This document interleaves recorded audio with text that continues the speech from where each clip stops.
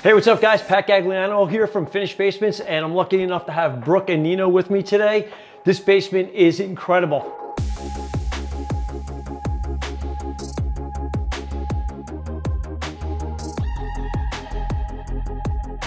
Important thing to know about this basement is there was 36. Yes, 36 columns. I know that sounds crazy. There's one behind me. There's only, I think, 7 that are actually exposed, so we lost 29 of them in the design. So Nino, take us over here where we come down the back set of stairs, what we created here in this little niche. Let's go check it out.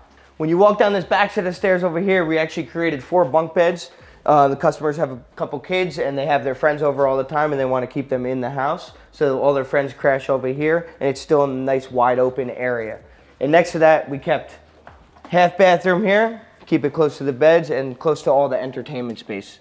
Yeah, so then we move into this area and we use the columns to designate different areas and take that columns and we created this kitchenette area. This island is obviously massive, and I want to touch base on this a little bit too. This was all custom made, and hand it over to Brooke, because Brooke, you had this all painted, right? So this was, none of this was pre-finished, correct? Yeah, so yeah, we did a high-end finish on everything, especially this. I know you touched on this center island. I mean, this was a unique piece, especially even getting this slab in here. Yeah. But yeah, this is all custom painted. And follow that right through to the theater. We got a home theater right here too.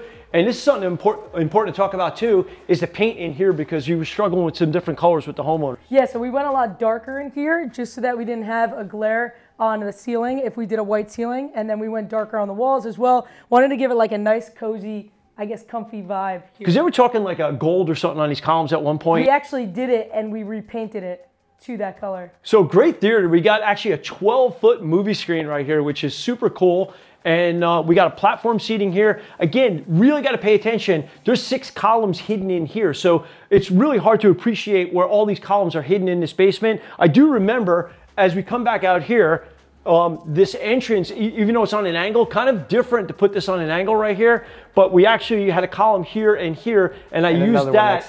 There was one here, you're right. So we kind of divided them all in. My favorite part about this whole basement design, believe it or not, is what we did under the stairs. Excuse me. Under the stairs, there was dead space, and they wanted a game room. We couldn't figure out where to put it. So check this out. What you can see right here is the staircase coming down, and then we have 2 gamer chairs this way, 2 going this way. I'm super proud of this because it was dead space. There was columns everywhere over here. So we opened up the stairs underneath, and we also opened it up on the other side, which we're gonna go over there right now. And Brooke, what I want you to talk about the paint and the stain on these columns, because Nino, you worked on, you guys collaborated here with all the trim work and then the finish work, and then you guys even finished the stairs as well. Yeah, I mean, Nino, you want to explain like what you guys did around the columns? So here we kept a little shelf, about 5-inch shelf all the way around each column. So if they're drinking a beer, drinking soda, they could rest it down while they're playing ping pong, pool, or any of the games that they have down here. And we matched this with the stain on the stairs because there was pine stairs and they didn't want to replace the stairs because it's a big expense. So we stained them all pine to just Weren't these blue?